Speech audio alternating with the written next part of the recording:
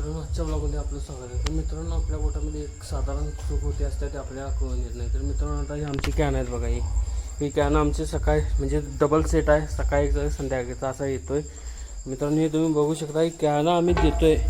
खरं सांगत ना कसं धुत्यात काय माहीत नाही, कारण काही कॅनाचं टोपण उघडलं की असला घाण वास मारतो आहे का सांगण्याचा सारखं नाही. तर मित्रांनो, काय करायचं आपल्याला, रोजच्या रोज आली की पहिला कॅन अशी उघडून ठेवून स्वच्छ धुवून त्यात जरा थोडंफार पाणी घालून ठेवला तर चालतं, जेणेकरून त्यातलं जे वास ते नाही ज्यामुळे आपल्या दुधावरचं नुकसान होतं. कारण का जर आता उष्णता जास्त आहे, आतले टेम्परेचर ते जास्त, उन्हाळा एक एक जण कॅन ठेवतात.